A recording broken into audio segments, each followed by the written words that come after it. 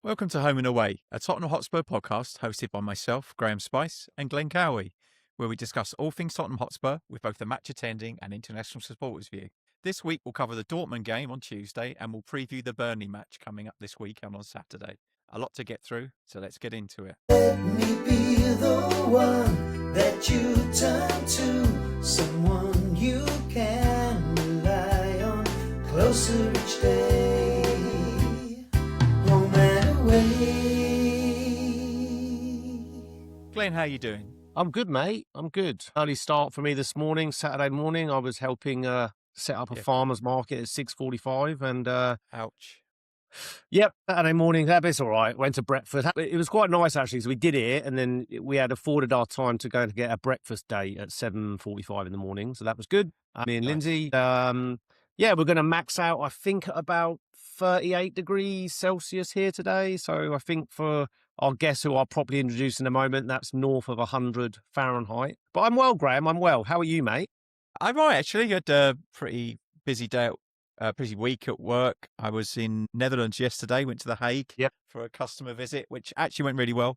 And the travelling wasn't too arduous. Good stuff. And they have a pretty decent joined up train system, which we could learn a lot from. Like straight from the airport to right outside the building I needed to be to on one train. There you go. I could learn. And it didn't have to get a mortgage to do it either.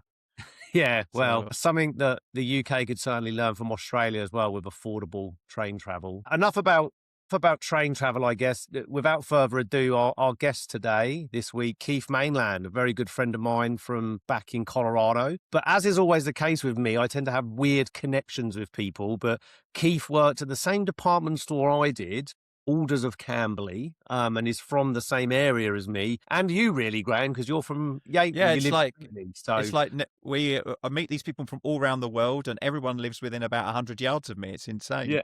Yeah.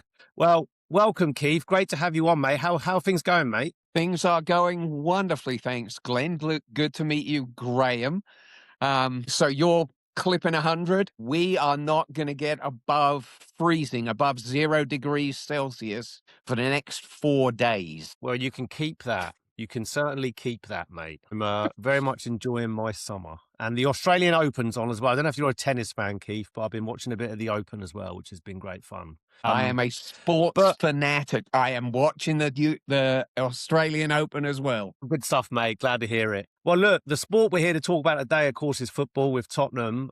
Before we get into the Dortmund game, what we always like to do, Keith, is get a bit of background about you, really, mate, on like, why Spurs for you? Any favourite players from the era that you were brought into being a Spurs fan? Did you get a choice? Were you beaten into it like I was? So maybe just a bit from you about that. And then you mentioned you've recently been to the stadium for the first time, I think, for the Fulham and Brentford games. Over to you, Keith. Share with us, mate. Share with our viewers and listeners on why Tottenham for you. Well, if you can see me, my dusty hair. Yeah, I'm old as dirt.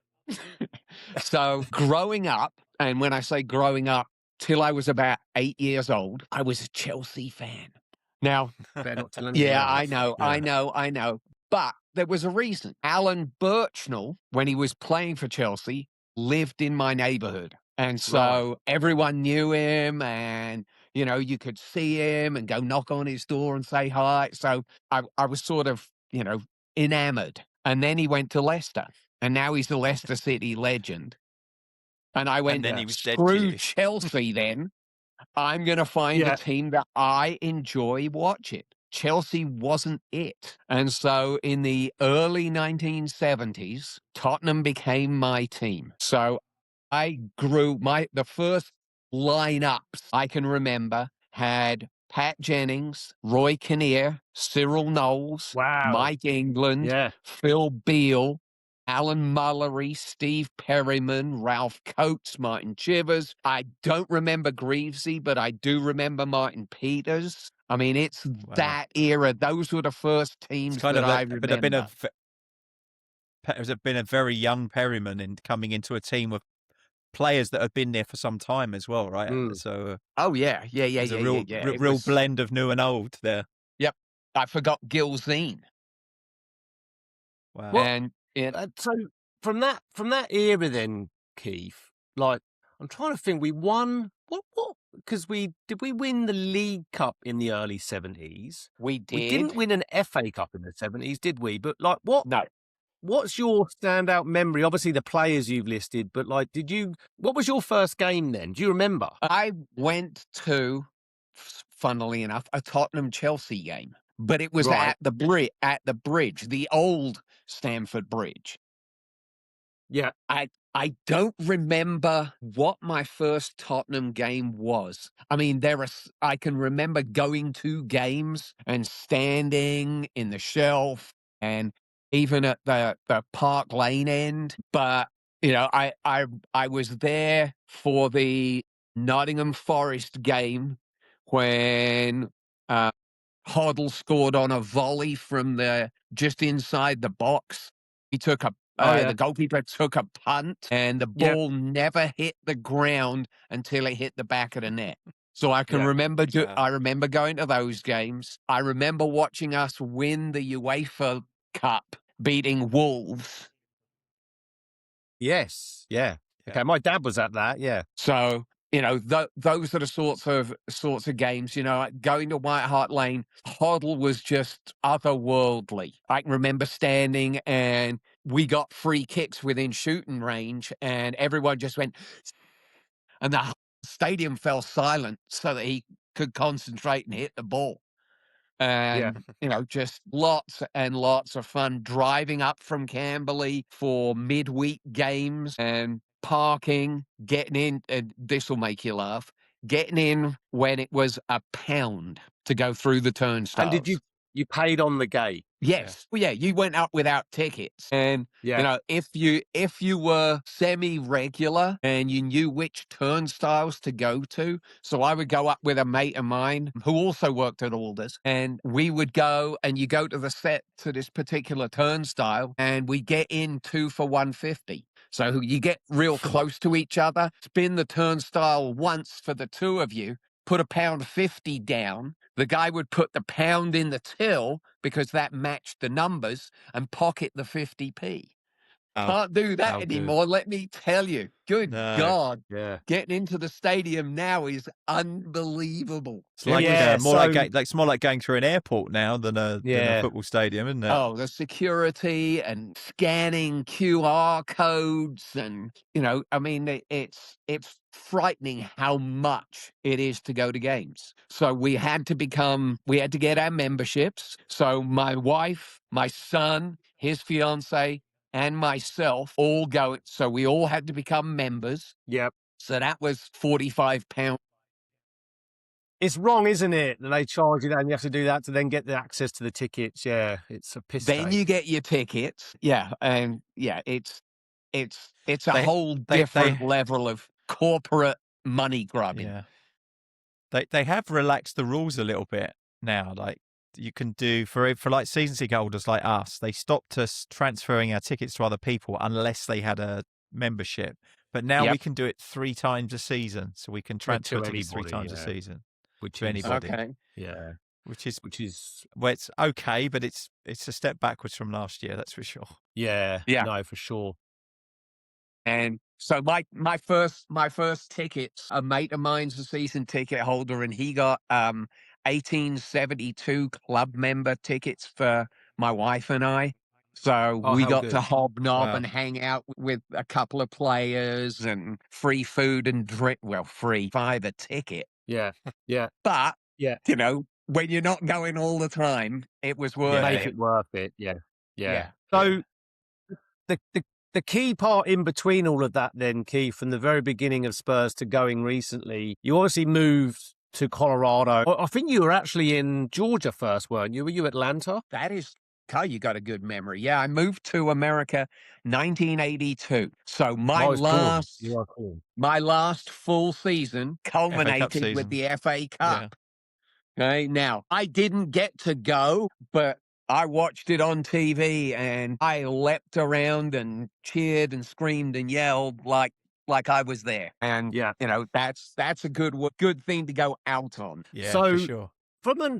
And this is similar to Jeremy in Denver because of ages and stuff. He's maybe a bit younger than you. But where I'm going with this is you moved to America in a time where probably to figure out what was going on in the football in England, you'd have to get the paper, or there was no internet. And it wouldn't have been the same day. You'd have Yeah, got it it a wouldn't have been day the same later or day, 2 so, days like, later. Yeah. Did you lose touch with it when you left for the States, mate? Yes. Or how did you Yeah. how did you remain in touch with the scores and, like, keeping us, because now it's very easy, right? But back then it would have been bloody hard. It was impossible. So I moved here, and the only football you could get when I lived in Atlanta was a TV show on public broadcasting called Soccer Made in Germany. So they covered the Bundesliga, and that was it. Yeah. So I Yeah. got to know the Bundesliga of the 80s quite well. But it was really, really hard. You know, I missed out on the days of like Darren Anderton on the Yeah. occasional times he played, Gary Mabbott, Yeah. Paul Gascoigne, Gascoigne. God, what's the French guy? Ginola. Ginola. Yeah. I didn't see nothing. That Yeah. whole Wow. era is blank. And it wasn't until early 2000s when the internet got up that I could start to follow again. Yeah. Start to bring it back around. So It's really interesting how things have changed so much. I remember being, I think I've talked about it before, but I was in the States for Euro 96 and it would not have known it was on. And it's like the third biggest televised event in world television, and you wouldn't have known it was on. And I'd have to phone home, and my brother-in-law would hold the phone next to the television so I could listen to the commentary. And then I was getting newspapers 2 days late to find out the results. It was mad. But now, and also the fan community and how people hold fan communities together has changed. And it's something I've got this idea about putting a series together on it. But you used to get fanzines outside the ground. Like people would print their own fanzines and sell them outside the ground. Then it became emailing lists online, and then it was blogs, and then it was, and it's this that gradually now we have it's like a complete self-hosted media circus, so that there's like individuals who run their own podcasts that get thousands and thousands of views, and so that there's so much media around football now that it's almost impossible to miss, let alone hit. And on that point, because the kickoff times are just absolutely garbage here, even though the coverage is excellent. Like, I don't watch as much as I would like live, because often it's 2, 3, 4 in the morning.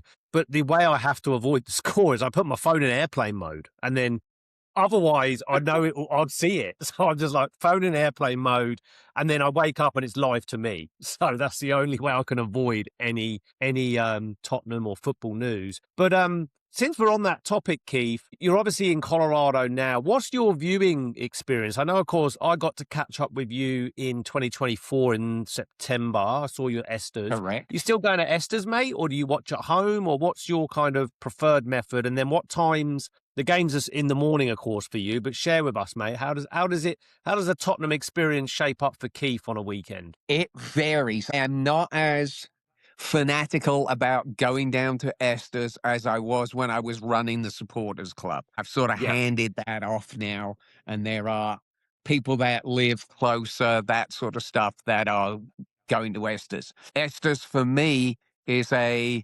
45, 50-minute drive each way. Commitment. That's a commitment. Now, Esther's is awesome. It's a fantastic place to watch a game, regardless of time. Those 12:30 p.m. kickoffs, that's a 5:30 a.m. kickoff time for me, which means I'm leaving my house at 4:30 in the morning to go watch a game. And I do that. I don't do it as much as... I've been in there with you for those 5:30 a.m. ones. I've done a couple of those in Esther's. Yeah, Graeme did. Yeah. So and it's wonderful that they have set themselves up so that they will open for us. We bring our own food because the kitchens aren't open, but 6 o'clock they'll serve us alcohol. So it's fantastic that all the TVs, they've got 6 or 8 TVs, a couple of real big screen, sort of 100-inch screens at the ends, and I have a shelf. There's a bar that runs across the middle of the room, and that's where I stand to watch the game. I will not sit down, just like I never used to. You're stand for games. you're viewing. I remember watching games with you there, and we're very similar supporters in that vein. I can't sit and watch Tottenham. Like I stand, much like Keith does. And I'm very conscious, and I don't want to block anyone's view, so I stand at the back with the bar there. Same. That for me is the way to watch football. If you're in the pub, I have to stand. Yep, have to stand. So yeah, that is nice. So tomorrow's Burnley game kicks off at 8 a.m. Yeah. Very comfortable. You can sit, you can watch. Being in Colorado, it's really good times. Yeah, so 8 and then 10:30, or on Sundays 7 and 9. Yeah. I guess the only challenge for a lot of people is the midweek evening games that kind of like mid-afternoon. Because that's lunchtime, isn't it, Keith? Yeah. Unless you're lucky enough to be able to duck out of work for a couple of hours. Like I know a lot of people have off-site meetings on those. Or you can be like me and just retire. See, that's the way to do it. So that was the way I watched the Dortmund game. But I was very fortunate. I coached, still do, the school football team, soccer team. Just so you know, I'm talking English football. Well, this does go out to multiple countries, Keith. So soccer, football, yeah. Okay. And so I had the last period of the day off. And so that meant on Wednesdays and Thursdays, I was done teaching at about 1:10. So I as a teacher, I could hook into and watch games. So, like the Ajax game, the Champions League semi-final, I'm in a classroom, just me watching that game. We're down 3-0, and I'm effing and blinding all over the place. And we come back, and Mora gets that goal at the very end, and I run out of the classroom, and I'm whooping and hollering and high-stepping down the hallway outside classrooms. And the kids brilliant. all know how crazy I am about Tottenham. And they all knew what had happened. There were kids that came out to watch. Brilliant. Yeah, just cool. love it. Well, that game for me was a 5 a.m. kickoff in Melbourne, and it was obviously during my start to winter where it's cooling down a bit. So I was in my oversized boxer shorts under a blanket, watching it in my living room. And I kind of forgot that that's what I was wearing or wasn't wearing. And I FaceTimed Graeme. I was like, this is my underwear. And I was like, oh shit, I was just in my pants. I was in a hotel bar in Amsterdam. I was out there for work. I couldn't get tickets for the game, but I was there. I went to the Amsterdam Spurs supporters put on a Legends night the night before. So I went along to that. I knew a few of the guys because I'd watched some games because I was traveling over there a lot. Same as when I was in Denver, I found the local supporters club and I'd go and meet up with them to watch the Champions League games during the week. So I knew a lot of them. They invited me to this thing, and they had Graham Roberts and Clive Allen, I think it was, were the two guests. So they had a really good evening, and then there was a special guest that no one knew was coming. Martin Yole turned up. How good! Wow. So cool. He got absolutely. Everyone sung his name. Yeah. Martin Yole. He's got no hair, and we don't care. Was brilliant. Was he going to the game, Graeme, or did he watch it with you lot? No. I think he went to the game. Yeah, but so he's probably doing television or something. But yeah. But he was apparently he was really worried about going because he didn't know what kind of reception he would get. Mm. I mean, he got an amazing reception. It was super. It was really good. Then because I couldn't go to the game, I was in the hotel bar on my own. There was about 3 people in there. There was the hotel staff, all Ajax fans. There was one other English guy in there. He had to be an Arsenal fan, right? and me. And when we scored, I got up and I ran around. I tripped over a sofa and went flying. And then I spoke to Glen on the phone. Glen's half naked on the phone to me. It was what a night. Yeah, it was. Right. It was. And then I was in Greece. I was in Greece for the Champions League final because I was running a trip. And so my daughter was with me, and the whole group wanted to see me at a Champions League final game. They wanted to see what I was going to do. And of course, we started so badly with that stupid penalty kick, and everyone was Liverpool supporters. So, it was not a good night. My daughter went home and punched a door. Yeah, memories. Well, more recent memories. We're back in, obviously, competing in the Champions League. And Graeme, finally, Wednesday, or Tuesday, I guess it was for you, Wednesday morning for me, we finally looked competent in a game of football. I was like, what's this? I think it's really funny. It's really funny because on Sunday, obviously, we had Ben on as a guest who's a sports writer and covers the Bundesliga, who's actually a Dortmund fan. And we were really down on, we were like, this is going to be a cricket score. We got no chance. Yeah. And he was much more upbeat about our chances than we were. Yeah. And I'm like, I don't know. I just don't see us getting anything out of this game at all. So I guess it's even better when your expectations are so low and then they put in a performance like that. And it was a really, really good performance. It was. First half, we were didn't know what, not, couldn't cope with us. We were vibrant. Really good to watch. We were vibrant. We were on the front foot. We were taking risks. We were playing between the lines. We were creating things in the final. It's a lot more energy, right? Yeah, we were doing everything that we hadn't done for the last God knows how many weeks. I thought it was an excellent performance, regardless of if they went down to 10 men or not. I thought we were already playing very well before they went down to 10. I thought overall it was a great performance. But Keith, did you watch live, mates? That'd have been lunchtime for you. Did you watch? I did. I watched live. I very much like you expected to just be ready to turn it off at halftime, and we came out and, like you said, we pressed, we pushed. We took players on. It was a pleasure to watch Spence, who has been crap for the last few games, play really, really well. To watch Xavi running at defenders. To watch Odebear taking players on. To watch a team that looked like they gave a damn. Yeah. Play. And it was couple of things from what you said, Keith, which you're absolutely right. It's the first time I've seen Xavi play with a smile on his face since he's been here. He was enjoying that, and you could see it in his face. And Spence, maybe it's me, but is this his Gareth Bale moment? Because he's like, he was really good on the left wing, really good. He could cross a ball, he could go past a player, all the things that we've really been lacking the people who've been playing on the left have been ineffective for us this season. Even when Odebert's played there and Tell, and it's just not been very effective. It was the change in energy, and it was great to see Udogie back as well.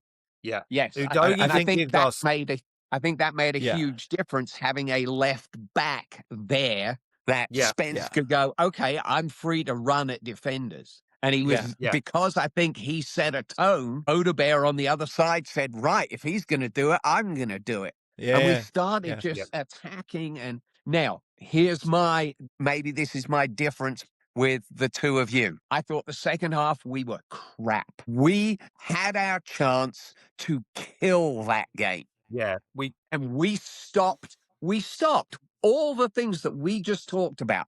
The press, taking players on, switching fields, moving the ball with speed, accuracy. We just didn't. Second half, Romero's putting his foot on the ball and looking around and thinking about what he's going to do. And it wasn't just him. By the time our defenders were making up their minds what they were going to do, it was too late. Dortmund looked like they were playing with 11 and pressed us harder than we pressed them. Now, we had a couple of chances at the end. I want to talk about that too. Mawani has demonstrated he is a waste of time and space. I agree entirely. He's not a target man. He can't dribble past people. He's shown that he can't score. He can put the ball in the net from offside positions, but that through run, he had a chance to go round the goalkeeper and just botched it completely. And I thought we were poor second half. Poor. Let me just finish this. It bothers me that we have now played 3 or 4 games in a row where we have shown for 45 minutes instead of 90. Yeah. No, I agree. Graeme, over to you, mate. I have a slightly different take on the match in that I think we got 2-0 up in the first half. They were down to 10 men. We didn't have to go and chase the game because we were in a pretty solid position. I think that some of the substitutions didn't help. I think it took a lot of the sting out of what we had been doing. Slanky looked really good. He was actually not just the goal was the goal, but he leads the press from the front. So he's really effective part of the press. Yep. And his movement is much better for Xavi than any of the other strikers we've had playing. That he's making the runs that Xavi's looking for. Whereas I don't think anyone knows what Richarlison's doing, even Richarlison. And Wani, as you say, I've seen nothing from him this season that says that we're going to even consider making it a permanent move. At the moment, he's just taking up a squad space. And if we could get someone else in that equivalent, then I think we probably should look at it. But I was really disappointed that Bergvall got injured because he was having a good game as well. That was sad. Looks like he's out for 3 months. Just had an ankle operation. The medical team are getting a fair bit of stick for that, aren't they? In terms of they had him running on the spot, hopping on the bad ankle. But I do feel the player itself, he wanted to stay on. He wanted to keep trying. And I think I like that, but maybe they need to protect him from himself sometimes. Yeah, it wasn't a head injury, so you can't be too angry at them. It's frustrating. But what about young, I think you pronounce it, is it Giovanni Byfield that came on? Byfield. Yeah. I thought he did fine. I don't think there was anything really asked of him.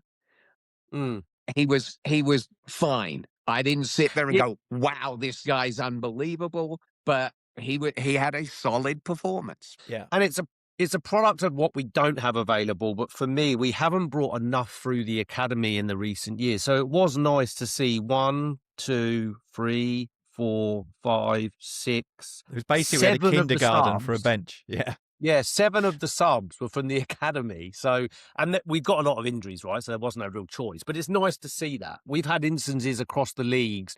Remember when Pep Guardiola didn't fill 2 of the sub spots because he didn't have the players? And it's like, use the academy. That's what it's there for. So it was nice to see that from our perspective. Yeah, I would get.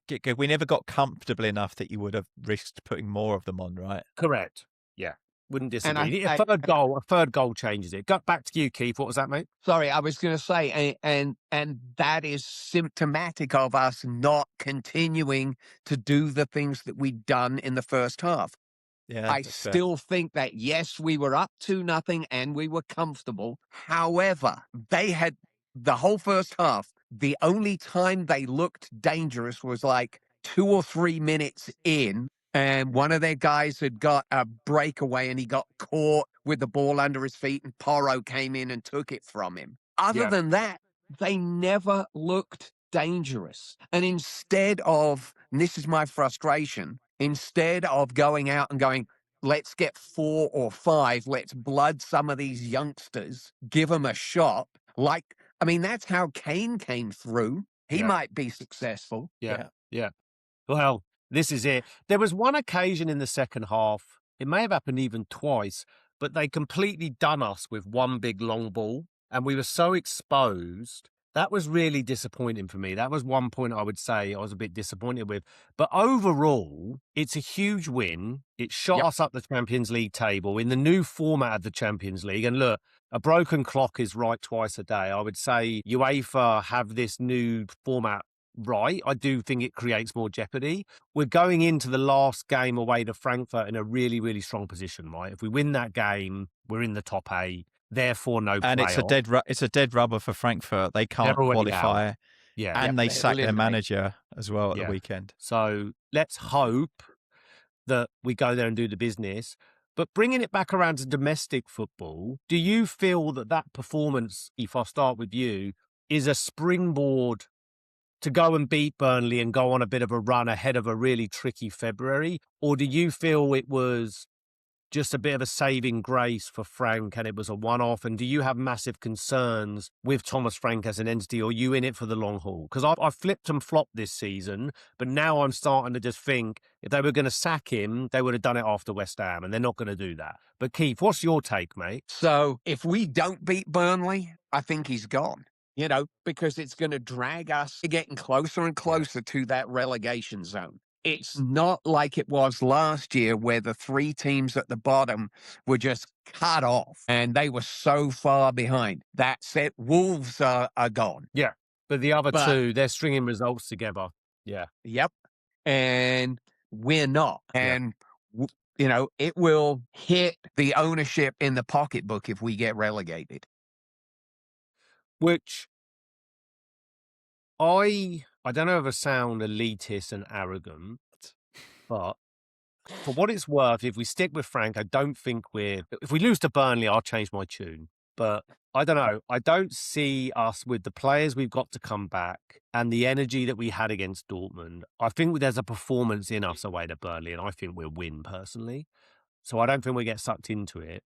But even if we were to finish, say, 15th, 16th, it's still got good enough, is it? And that's where my elitist arrogant maybe comes in. We haven't been good enough, and it's what is presented as far as form. But from a club perspective, like our size, our traditions, what we should be expecting, 15th, 16th, 14th, 13th, 12th, it's not good enough. I don't think. Keith, would you agree with that? It sounds like you would. Yeah. I mean, it's a certain amount of arrogance, but I will confess, Frank looked great. First 2 games of the season, I was like, holy crap. And the Super Cup. Yeah. Yeah, that's, we were in with a shot.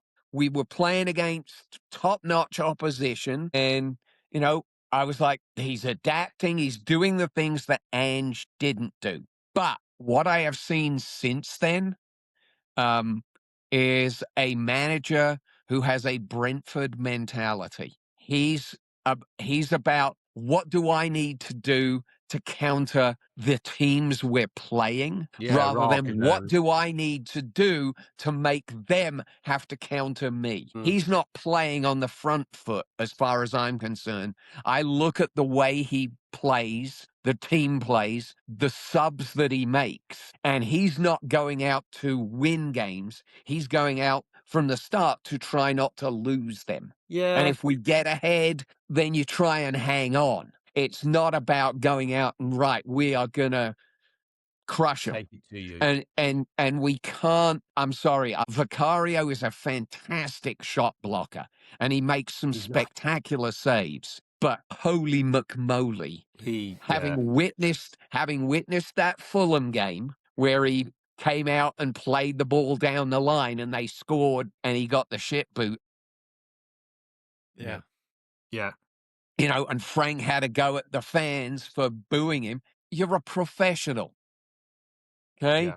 You've got to take the responsibility. And to be fair to him, he said, yeah, I deserved it. It was stupid. Yeah. And I don't know if you watched the Dortmund game, he got the ball caught under his feet at one point.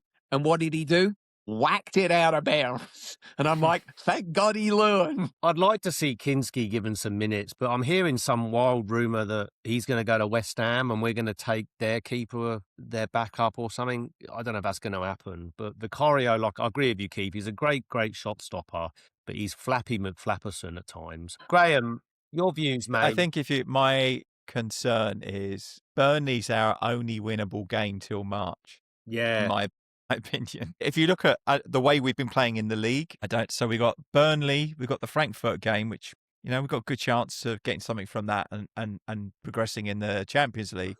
But then we're at home to Man City, away to Man United, home to Newcastle, and then home to Arsenal. Yeah. It's a tough, at the moment, I don't see us getting much out of any of those games unless something significant changes in the remains of the window. Well, I'm hopeful that Man City are going through a Tottenham slump. Well, Man City, for whatever reason, we seem to get a result against them, don't we? It doesn't seem to matter when we play them in whatever era that is in. Man United away is a tricky game. They'll find their groove, I think, under Carrick. I think they're sorted out now until the end of the season. Newcastle's always tough. They've been a bit hit and miss this season away, haven't they, especially? Yeah. Then the North London derby. Yeah. I mean, Arsenal are in the midst. They're going to win the league. They look so good. They just look so efficient. They're going to be one of the most boring teams ever to win the league. I don't think they're very good at all to watch, are they? They're awful. No. But they're effective. Yeah, they're effective and they rock up and they get it done is what I fear. So I wouldn't disagree. It's like the Spanish George Graham, isn't he? Yeah. No, totally. Totally. So, Keith, you're right in what you say in terms of if we don't beat Burnley, if we lose to Burnley, but what do you both think's going to happen? Keith, what's your prediction, mate, for the Burnley game? Well, first of all, you'll be watching it live. You're going to watch at home, mate? I am. It's too cold, and the threat of overnight snow, and it's going to be like I think minus 12 tonight. Yeah, no Celsius. thanks. Yeah, Yeah. I'll think of you when I'm after this recording, mate. I'm popping down to the bay for a bit of a swim. I'll think of you. Okay. I'm going to get in the hot tub. How's that? No, I'll watch at home. I really believe we have a shot. I don't know that Burnley can score goals, and that's what will allow us to win the game. And I was trying to think how far back, and you guys have probably got the stats to tell me, when was the last time Tottenham won 3 games in a row? Well, you make a great point. It's been a while. I don't think it's 2025. No, it wouldn't be. No, I'm going back all the way. I'm still struggling to see when it was. It's probably I'm like thinking the first 10 matches early of 24. Yeah, first 10 matches of Angie's reign, maybe. I was still going back, and I'm back all the way to November of 24, and I've still not seen it. Oh, here we go. We beat Karabag, 27th of September 2004. And then the game I watched with you, Keith, in Esther's, September 2024, Man United away. Then we beat Ferencváros 2-1 away. That's the last time that we done 3 in a row by the looks of things. So That there is you a go. staggering So, stat. yeah, October of 24. So it's Yeah, that is been staggering. more than a year. And we are looking at the opportunity here to win 3 on the bounce. Yeah. So, I'm not going to do what that. Have you seen that Man United fan who said he wouldn't cut his hair until they'd won 5 games in a row? His hair's almost as big. You could end up like this massive long, ZZ flowing Top. beard. Oh, I guess the other thing that we probably should talk about for the Burnley game is what changes do we expect to see from the team, because we've got players that couldn't play in Europe. So Tell couldn't play, Gallagher couldn't play, Van der Ven was suspended. I think Bissouma couldn't play. So we have players to come back into the squad. Does Sarr play? Sarr's he's back as well, of course. Yeah, he good can point. play. So. Well, maybe he comes in for Bergvall. See, and I probably see. Yeah, I was going to say you put Gallagher for Bergvall. Yeah. Gallagher definitely starts because he started against West Ham, and I felt a bit sorry for him because nobody had a great game. I would like to see us play with Gallagher at the 6 and play Xavi in front of him. Just one pivot, not that dual Palhinha. I don't like the double pivot. I don't like it. No.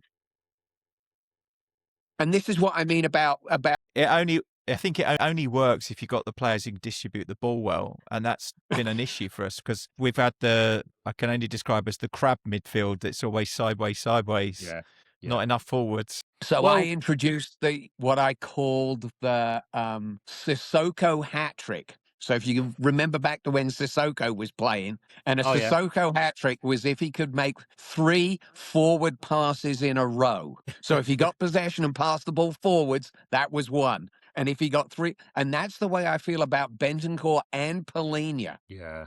I like both of them, but they can't pass the ball for peanuts. And whether it's passing the ball forward or not, what Gallagher gives you is he'd take the ball forward, he'd carry the ball forward, he'd be that link, and that's desperately what we've missed. So I think Gallagher starts. I think Solanke probably starts because I think he needs the minutes. I actually think Odegaard, from his performance, deserves to start. I don't know whether he will or not, but I think he deserves to.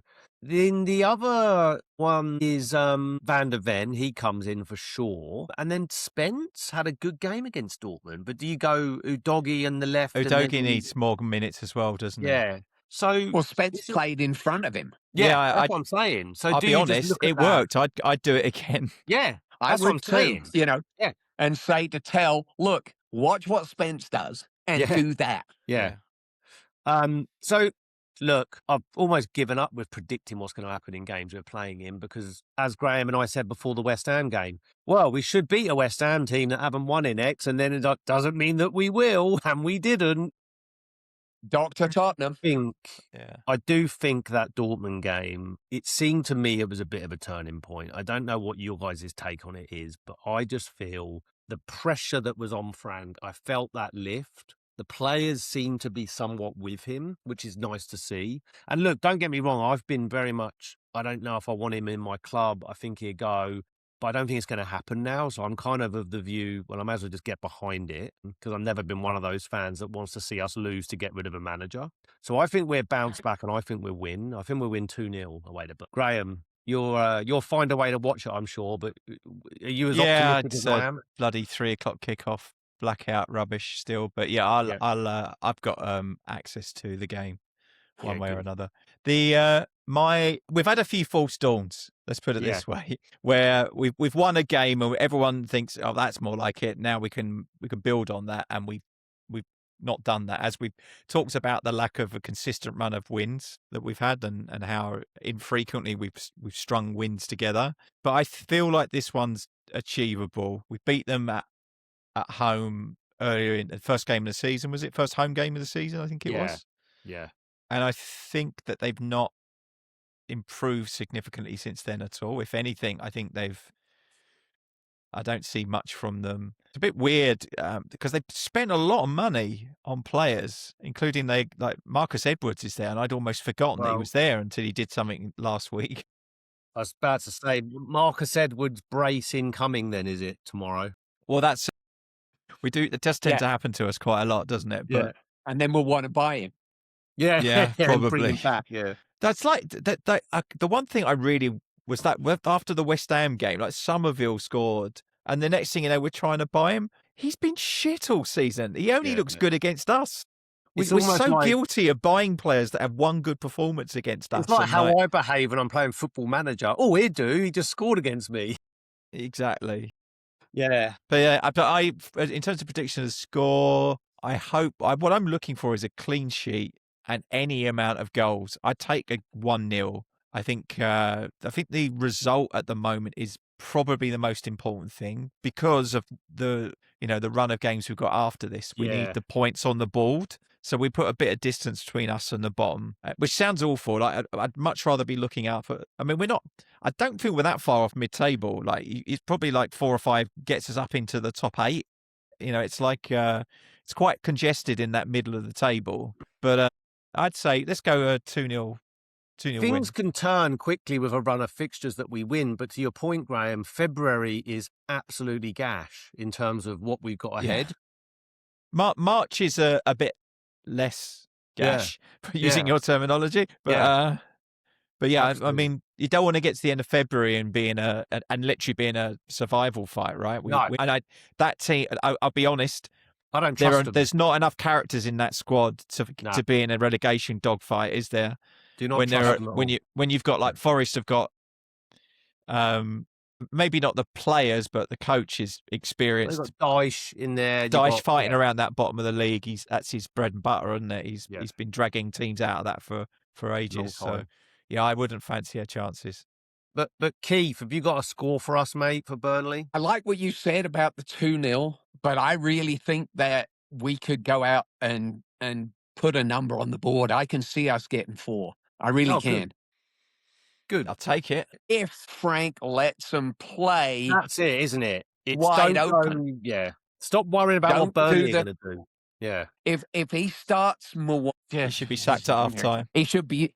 If he announces the starting lineup, he should be, and Mwani's in, he should be sacked before kickoff. Yeah. Nah. Agreed. But it's those for me types is not of decisions. at all. I don't get it. Sort of. Didn't PSG someone paid 90 million euros for him? That is nuts. Just absolutely because the PSG bought him from Frankfurt? Can't remember where he came from, but it was for big money. Well, to be honest, the warning signs were there in the World Cup final of 2022. He was the one that was through on goal, who could have won it for France and completely fluffed his lines. Yep. So, yeah. And so speaking of this, and I don't know whether you guys have been in on this, but the groups that I'm a part of, the Andy Robertson story. Yeah, I was about to pivot to that. So two things. First one, bit of business that's been done is Sousa from Santos. A fullback, might be played on the wing, but it remains to be seen when he is given minutes and how he is used. But Graham, you've got a bit of a feel-good story about that one, haven't you, in terms of what he did with the money? Yeah, so he He's 19. He's been at Santos since he was a junior. He was probably one of the standout performers in a very bad Santos team last season. And at 19, he played a lot of games last season. And they're in a lot of financial trouble, I think. And he was their big chance to get a big payday, like to really kind of restock the coffers, so to speak. And as part of his transfer, he donated all of his part of the transfer fee, like his sign-on back to the club, back to Mm. Santos to invest in youth football development, which I thought Yeah. was, for a 19-year-old, that's a pretty big, right? And I Yeah. was quite impressed with that. Shows So a lot of humility. It feels like a really good character. And Yeah. I really want him to succeed, but I want him to be more than just a Emerson Royale. Or a Gilberto, yeah. We want him to be good. We don't have a great track record with Brazilian fullbacks. I can't recall a Richarlison even, like a Brazilian that we've signed. Maybe Sandro. He was quite good, even though he ran like a horse. He was fantastic until he got injured and then never recovered from that, did he? I can't think of many Brazilians that have come to Spurs and done really well. I think Sandro just for the dressing room as well, like with his kung fu and his guitar. Well, yeah, the amazing footage of Sandro doing like kung fu in the dressing room, like doing high kicks and stuff, like absolute nutcase. So here's one. I would argue that thus far, Palhinha has been good. Yeah. He's been. I think my issue with him is he's kind of a one-trick pony. He's very good at that one trick. Like he's very good when we don't have possession at getting the ball back. Yeah. Oh, I know. I forgot about the overhead kicks, but specifically, his role in the team is a destroyer. Yes. The problem is there are games where that's necessary, and those are the games where we don't have a lot of possession of the ball, where we need to win the ball back. Yeah. So when we're playing teams like Man City or Arsenal, where they're going to have a lot of the ball and we need to win the ball back. The problem is for the teams where they play a low block and they sit back and don't have a lot of the ball, he's not a lot of use because he doesn't have the range of passing to break those teams down. And we've got more of the ball, so he needs to be better in possession, and he's not. He's good at one thing, and there are times that we can definitely utilise that. But I think there are games where he's something that we can't afford to carry in the team. But for me, what you've described there is a slightly better Stefan Freund. Man. Ouch. Except he scored a lot more goals than Stefan Freund. He has, yeah, indeed. So what I was going to say about Sousa, I can't see him playing first team football for us. Agreed. Until the start of the 27-28 season. Is that right? I wouldn't disagree with you, Keith. I think, well, 6 month loan. Yeah, I'm surprised he's not being loaned back to Santos or something, or he'll come in. We're out the League Cup, we're out the FA Cup, we're in the Champions League, and we're going to the knockout, we hope. It's like, where does he fit? And I hope he succeeds as well, but I do see in his future a 6-month loan. And I agree with you, Keith, then it might be another season loan. You're not going to see him in the first team for a while, and I think that's okay.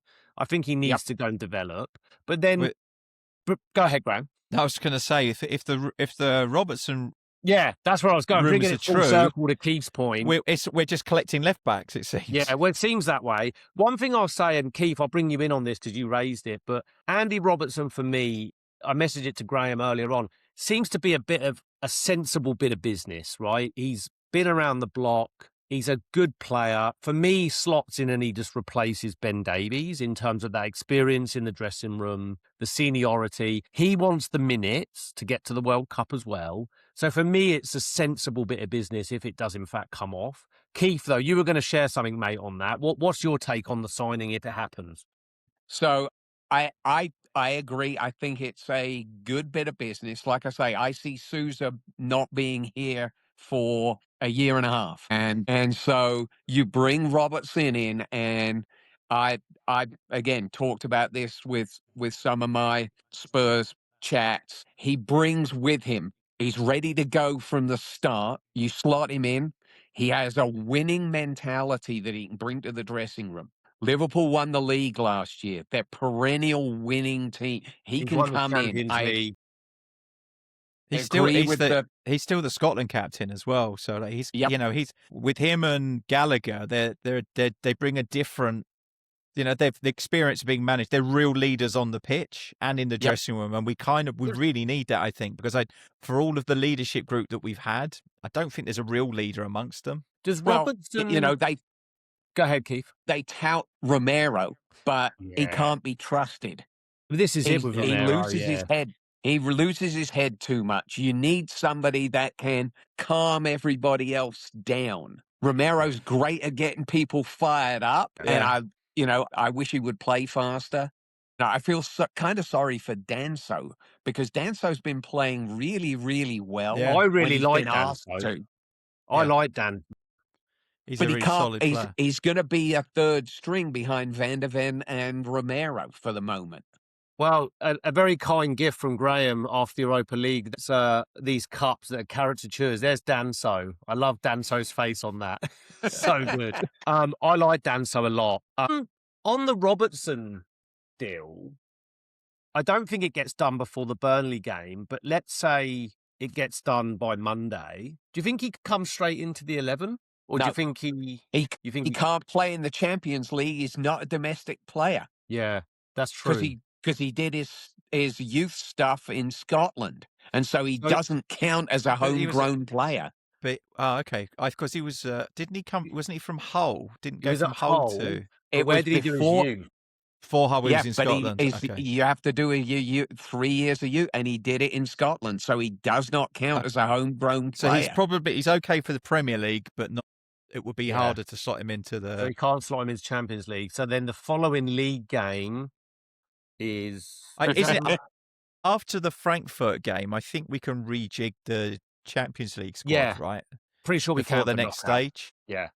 Yes, and that might be interesting because we've got a lot of longer. Gallagher's definitely homegrown, but we've also got a lot of injuries that with people that are currently in the squad that we might want to rotate because if someone's out for 3 or 4 months now, we're not seeing them until probably the semi-final or final if we get that. If we were to get that far, but we're not going to get that far unless we've got fit players, right? So it's kind of it's a difficult one. No, maybe 1 or 2 that you might want to keep just in case they get fit. We need willing and fit bodies to at least fill the bench. And it's Bentancur, it's Bergvall, and you're looking at that number 6 role and who's going to play it. One of the thoughts that I had, and again, I may be completely off base here, I would try Van der Ven at a 6. You want to talk about a guy that'll drive the ball forward and put and have things have happened. I'll be honest, if we were going to choose one of the centre backs, I would say that